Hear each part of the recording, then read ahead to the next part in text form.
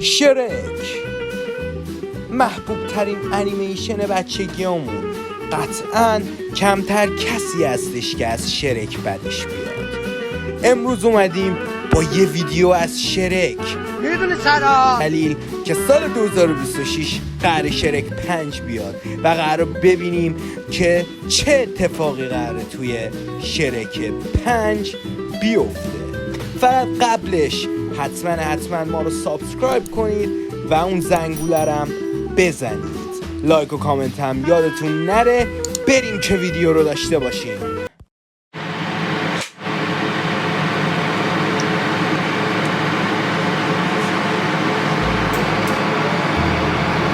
سلام به همه بینندگان رانوش. سلام. امروز اومدیم با یه ویدیوی دیگه و این ویدیو قراره یکم فرق داشته باشه. نه فیلمه نه سریال، بلکه انیمیشنه.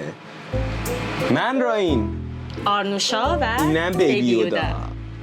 بچه موضوع امروز ویدیومون راجع به رویایی ترین مردیه که همه دخترها آرزوشونه داشته باشن و اون کسی نیستش به جز شرک.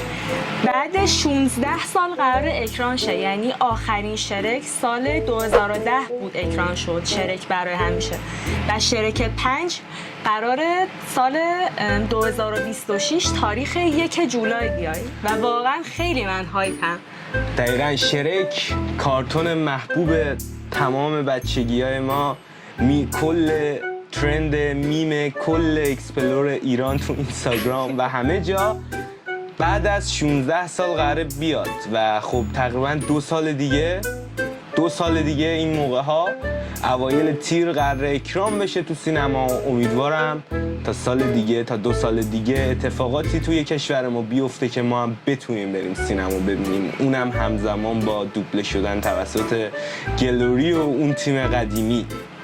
خلاصه امروز اومدیم تو این ویدیو راجع به شرک حرف بزنیم. یعنی دیگه فکر میکنم هر کسی که وجود داره توی ایران شرک رو دیده و میشناسه و قطعاً محبوب ترین کاراکتر همه، البته واسه آرنوشا نه ولی واسه من خرس. آرنوشا شرک رو دوست داره. شرک و فرشته نجات. آره به نظر من بهترین شرک 4. ولی به نظر من بهترین شرک 2. نه شرک 4 بهتره، ولی خب بعد شرک 2 و کلا همه شرکا خوبه و طبق ضرب المثل معروفی که تقریبا 3-4 سال پیش بود ترند شده بود، شرک عشق، شرک زندگیه. الان ما میخوایم براتون پیش بینی کنیم که تو شرک 5 ممکنه چه اتفاقی بیفته. توی شرک برای همیشه که ویلن ورور جادو بود. ورور جادو. و اینکه من خیلی منتظر بودم که فرشته نجات یا پرنس چارمینگ رو ببینم، ولی خب هیچ کدومشون نبودن، با اینکه به سرزمین‌های خیلی دور پرنس چارمینگ اگه دقت کرده باشید توی پایان تیتراژ شرک 4 یه صحنه اومد فقط کلاه خودشو برداشت. ولی خب از اونجا که یه ویلنیه که به نظر من تموم نشده، توی قسمت 5ش میتونه حضور داشته باشه به عنوان ویلن خیلی اصلی. راجع به فرشته نجات خیلی دوست دارم که باشه، با اینکه شرک 2 مرد. آره دقیقاً همینو میخواستم بگم، کاملا محو شد. ولی من خودم خیلی دوست دارم که باشه، یا اینکه یه وردی باشه که بتونه برگرده. ولی بعد شرک 1 که ما دیدیم لورد فارکواد یا فارکوار اگه اشتباه نکنم، شما جفتشو فکر کنم همیشه من اینا رو اشتباه میگفتم، ببخشید شما.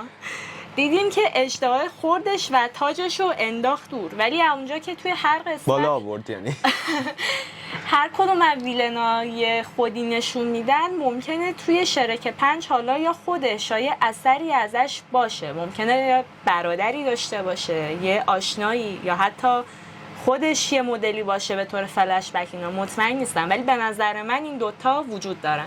کلا شرک یک انیمیشن محبوبه و من خیلی امید دارم بهش و امیدوارم دریم ورکس مثل کاری که با پاندای کار 4 کرد همچین کاری با شرک 5 نکنه. پاندای 4 انقدی افتضاح بود که What's من that, ندیدم brother? و نمیخوام ببینم، چون 50 تشین حضور نداشتم توش و داستان مزخرف بود و کیفیت هم خیلی پایین‌تر نسبت به پاندا کونگ فو کارهای قبلی بود.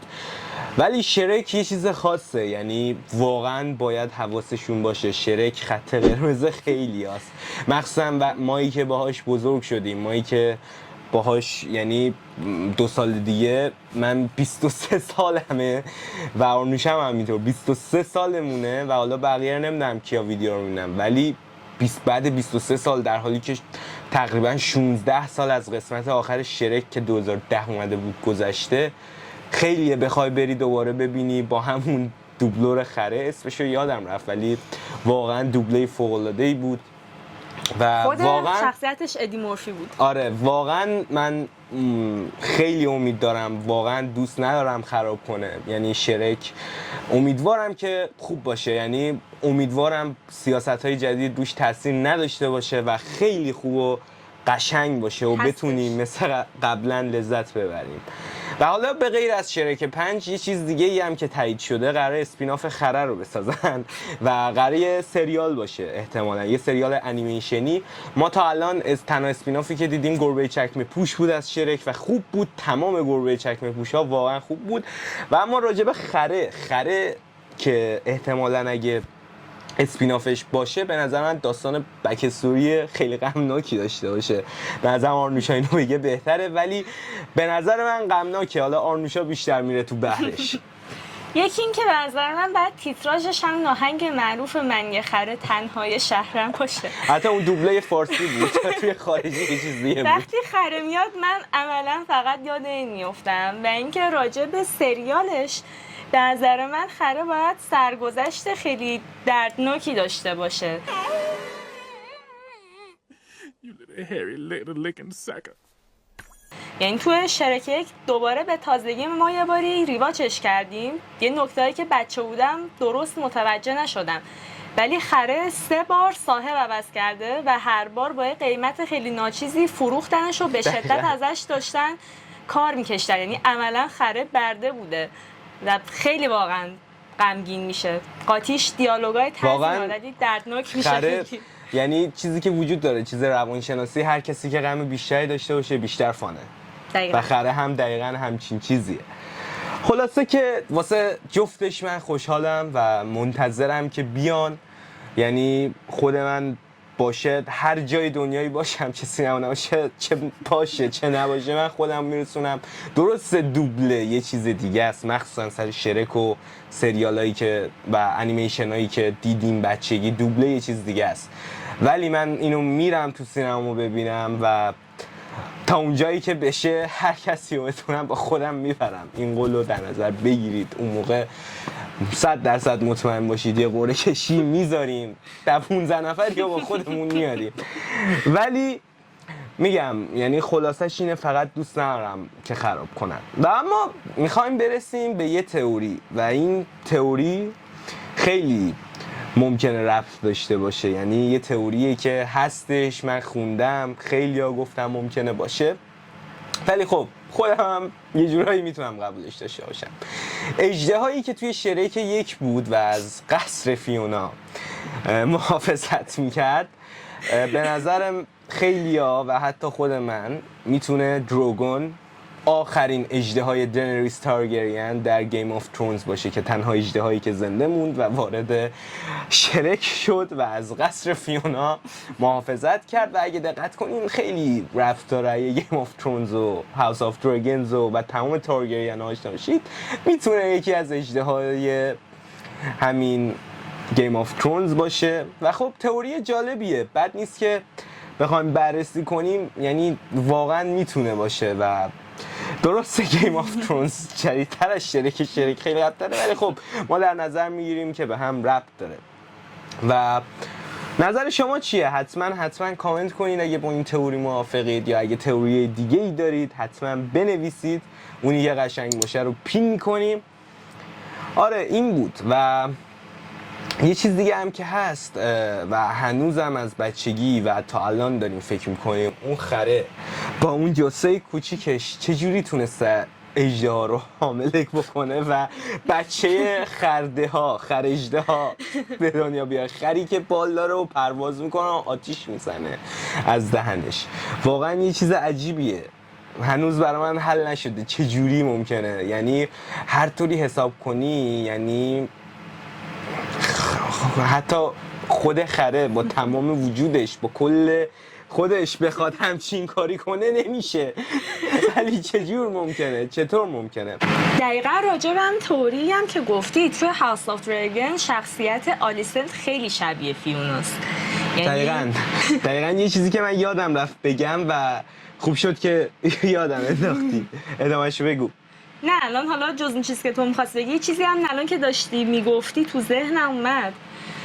یکی رنگ موهاش و لباسش و اینا. من که فیونا توی قسمت اولش دیدیم به شوالیا خیلی علاقه داشت و دقیقاً حالا اسپویل نباشه برای دوستانی که ندیدن، آلیسنت هم خب با شوالیه کول در حال حاضر رابطه داره. کول یا کریستیان نمیدونم هر چی هست، آقای کریس کول.